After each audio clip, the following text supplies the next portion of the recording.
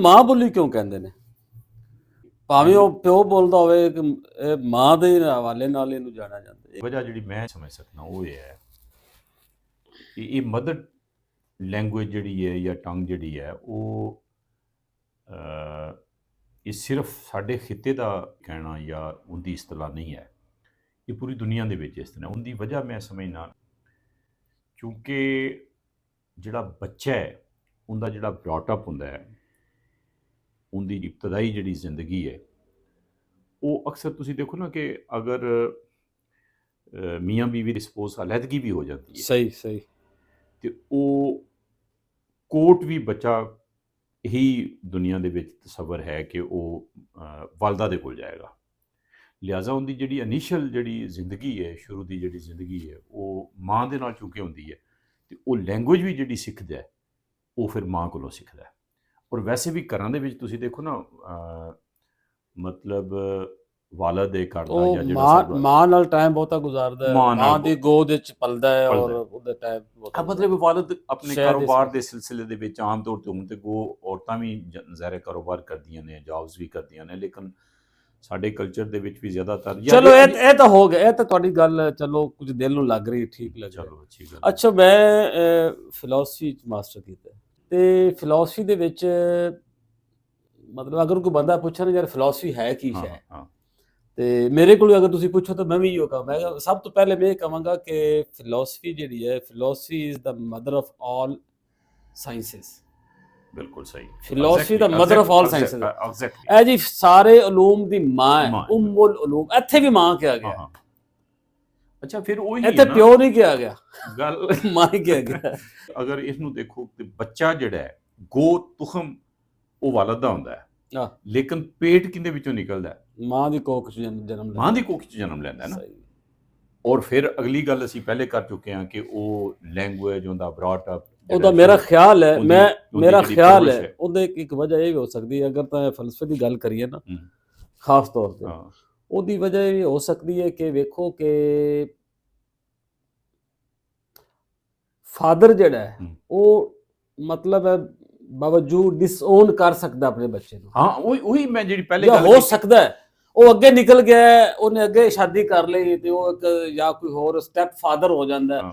Mother ਜਿਹੜਾ ਹੈ ਨਾ ਉਹ ਇਨਕਾਰ ਨਹੀਂ ਕਰ ਸਕਦੇ। ਅਗਰ ਫਾਦਰ ਕੋਈ ਇਨਕਾਰ ਵੀ ਕਰੇ, ਮਤਲਬ ਇੱਕ ਔਰਤ ਹੈ ਉਹਨੇ ਜਨਾਬ ਜੀ ਉਹਨੇ ਯਾਰਾਨੇ ਲਾਏ ਹੋਏ ਸਨ 3-4, ਹੁਣ ਪਤਾ ਨਹੀਂ ਉਹ ਕਿੱਦੇ ਵੀ ਤੁਖਮ ਦਾ ਹੈ ਉਹ ਬੱਚਾ। ਮੈਂ ਗੱਲ ਕਰ ਰਿਹਾ ਜਿਹੜੀ ਮਾਂ ਉਹ ਇਨਕਾਰ ਨਹੀਂ ਕਰ ਸਕਦੀ, ਉਹ ਤਾਂ ਪਤਾ ਮਾਂ ਦਾ ਤਾਂ ਉਹ ਬੱਚਾ ਹੈ ਹੀ ਹੈ। ਪਿਓ ਕਿਹੜਾ ਹੈਗਾ ਇਹਦੇ ਤੇ ਤੁਸੀਂ ਬਹਿਸ ਕਰ ਸਕਦੇ ਹੋ। ਅਰਬ ਦੇ ਵਿੱਚ ਇਸਲਾਮ ਤੋਂ ਪਹਿਲੇ ਇੱਕ ਵੈਸੇ ਤੁਸੀਂ ਗੱਲ ਕਰਦੇ ਹੱਸੇ ਕਿਉਂ ਹੋ? ਅੱਛਾ, ਉਹ ਇੱਕ ਖਾਸ ਤਰ੍ਹਾਂ ਦਾ ਨਾ ਉੱਥੇ ਸਮਝ ਲਓ ਕਲਚਰ ਸੀ, ਰਿਵਾਜ ਸੀ। ਉਹ ਇਹ ਕਿ ਇੱਕ ਔਰਤ ਹੈ ਬਯਕ ਵਕਤ, ਇੱਕ ਤੇ ਜਿਸ ਤਰ੍ਹਾਂ ਹੁਣ ਨਿਕਾਹ ਦਾ ਤਸਵਰ ਹੈ ਨਾ, ਇਹ ਪਹਿਲੇ ਵੀ ਹੈ ਸੀ। ਇਹ ਨਹੀਂ ਸੀ ਕਿ ਪਹਿਲੇ ਨਿਕਾਹ ਤੋਂ ਬਗੈਰ ਹੁੰਦੇ ਸੀ, ਲੇਕਿਨ ਇੱਕ ਔਰਤ ਬਯਕ ਵਕਤ ਇੱਕ ਤੋਂ ਜ਼ਿਆਦਾ ਮਰਦਾਂ ਦੇ ਨਾਲ ਵੀ ਤਾਲੁਕ ਰੱਖਦੀ ਸੀ। ਅੱਛਾ, ਫਿਰ ਉਹ ਇਹ ਸੀ ਕਿ ਔਰਤ ਅਗਰ ਹਮਲਾ ਹੋ ਗਈ ਹੈ ਉਹ ਕਿਸੇ ਵੀ ਇੱਕ ਮਰਦ ਦੇ ਨਾਲ ਮਨਸੂਬ ਕਰ ਦਿੰਦੀ ਸੀ ਜਿਹੜਾ ਵੀ ਉਹਨੂੰ ਪਸੰਦ ਹੁੰਦਾ ਸੀ। ਅੱਛਾ, ਯਾਨੀ ਕਿ ਇਹ ਬੱਚਾ ਤੇਰਾ ਹੈ ਤੇ ਉਹ ਮਰਦ ਉਸ ਬੱਚੇ ਨੂੰ ਓਨ ਕਰਦਾ ਸੀ। ਅੱਛਾ, ਮਤਲਬ ਇਹ ਬਾਕੀ ਬਿਲ ਫਰਦ ਹੁੰਦੇ ਤਲਕਾਤ ਸਨ, ਮਤਲਬ ਇੱਕ ਤੋਂ 10 ਮਰਦਾਂ ਨਾਲ, ਇੱਕ ਨੂੰ ਉਹਨੇ ਕਹਿਤਾ ਵੀ ਤੇਰਾ ਹੈ ਤੇ ਬਾਕੀ ਜਿਹੜੇ 9 ਹੈ ਉਹਨੇ ਜਦ ਇੱਕ ਅਗਰ ਇਹ ਕਹੇ ਕਿ ਨਹੀਂ ਇਹ ਮੇਰਾ ਹੈ ਜਾਂ ਉਹ ਬਜ਼ਿੱਦ ਹੋਵੇ ਇਸ ਗੱਲ ਤੇ ਕਿ ਇਹਨੂੰ ਮੈਂ ਓਨ ਕਰਾਂ, ਤਾਂ ਉੱਥੇ ਔਰਤ ਕੀ ਕਰਦੀ ਸੀ? ਉਹ ਜਦੋਂ ਫਿਰ ਅਥਾਰਟੀ ਤੁਸੀਂ ਉਹਨੂੰ ਦੇ ਦਿੱਤੀ, ਹੋਰ ਤੇ ਕੋਈ ਪੈਮਾਨਾ ਨਹੀਂ ਸੀ ਨਾ, ਹੋਰ ਤੇ ਕੋਈ ਪੈਮਾਨਾ ਨਹੀਂ ਸੀ। ਜਾਂ ਇੱਕ ਕਲਚਰਲੀ ਤੁਸੀਂ ਕਹਿ ਸਕਦੇ ਹੋ ਕਿ ਉਹ ਇਹੀ ਸੀ ਕਿ ਜਿਸ ਮਤਲਬ ਦੇਖੋ ਕਿ ਉਸ ਵਕਤ ਦੇ ਹਿਸਾਬ ਦੇ ਨਾਲ ਕਿ ਔਰਤ ਅਗਰ ਕਿਸੇ ਨੂੰ ਕਹਿ ਦਿੱਤਾ ਹੈ ਕਿ ਇਹ ਬੱਚਾ ਜਿਹੜਾ ਹੈ ਇਹ ਤੇਰਾ ਹੈ ਤੇ ਉਹ ਮਰਦ ਇਨਕਾਰ ਨਹੀਂ ਸੀ ਕਰਦਾ, ਜਾਂ ਉਹਨੂੰ ਉਹ ਮੰਨਣਾ ਪੈਂਦਾ ਸੀ ਉਸ ਵਕਤ ਦੇ ਰਸਮ ਰਿਵਾਜ ਦੇ ਮੁਤਾਬਕ। ਉਸ ਨਹੀਂ, ਮੇਰਾ ਖਿਆਲ ਹੈ ਕੋਈ ਇਹਦੀ ਕੋਈ ਸਜ਼ਾ ਵਗੈਰਾ ਵੀ ਹੋਏਗੀ ਅਗਰ ਉਹ ਇਨਕਾਰ ਕਰਦਾ ਤਾਂ ਉਹਨੂੰ ਕੋਈ ਉਹਦੇ ਕੁਝ ਹੋਏਗਾ, ਕੋਈ ਸੋਸ਼ਲ ਬਾਈਕਾਟ ਹੋਏਗਾ ਜਾਂ ਕੁਝ ਕਿਸਮ ਦਾ ਕੁਝ ਮਾਮਲਾ ਹੋਏਗਾ ਸ਼ਾਇਦ। ਹਦੀਸ ਜਿਹੜੀਆਂ ਨੇ ਨਾ, ਜਿਹੜੀਆਂ ਹਦੀਸਾਂ ਨੇ, ਜਿਹੜੀਆਂ ਸਾਡੀਆਂ ਕਿਤਾਬਾਂ ਨੇ, ਮਤਲਬ ਸਿੱਤਾ ਵਗੈਰਾ ਤੁਸੀਂ ਕਹਿ ਲਓ, ਉਹਨਾਂ ਨੂੰ ਬਾਜ਼ ਲੋਕ ਉਹਨਾਂ ਤੇ ਇਤਰਾਜ਼ ਕਰਦੇ ਨੇ ਜੀ, ਉਹਨਾਂ ਦੀ ਅਥੈਂਟਿਸਿਟੀ ਦੇ ਹਵਾਲੇ ਨਾਲ ਸਵਾਲਾਤ, ਜਿਵੇਂ ਉਹ ਮਤਲਬ ਜ਼ਈਫ ਹਦੀਸ ਕਹਿੰਦੇ ਨੇ, ਜ਼ਈਫ ਹਦੀਸ ਹੈ, ਮੌਜ਼ੂਈ ਬਾਦਾਂ ਨੇ ਤਾਂ ਵੈਸੇ ਓਵਰਆਲ ਸਾਰਿਆਂ ਦੇ ਇਤਰਾਜ਼ ਕੀਤਾ। ਇੰਜ ਵੀ ਹੈ, ਇੱਕ ਸੋਚ ਪਾਈ ਜਾਂਦੀ ਹੈ।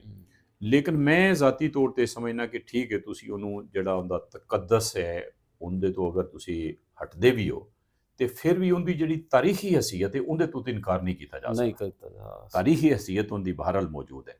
ਤਾਰੀਖੀ ਤੌਰ ਤੇ ਇਹ ਸੀ ਕਿ ਉਹ ਔਰਤ ਨੇ ਅਗਰ ਕਿਸੇ ਨੂੰ ਕਹਿ ਦਿੱਤਾ ਹੈ ਕਿ ਇਹ ਬੱਚਾ ਤੇਰਾ ਹੈ ਤੇ ਫਿਰ ਉਹ ਉਹਨੂੰ ਓਨ ਕਰਦਾ ਸੀ, ਮੰਨ ਲੈਂਦਾ ਸੀ। ਤੇ ਇਹ ਹੈ ਮਤਲਬ ਮਦਰ ਟੰਗ ਤੋਂ ਗੱਲ ਸ਼ੁਰੂ ਹੋਈ ਸੀ, ਜਾਂ ਫਿਰ ਤੁਸੀਂ ਮਦਰ ਆਫ ਆਲ ਸਾਇੰਸਸ ਗੱਲ ਕੀਤੀ।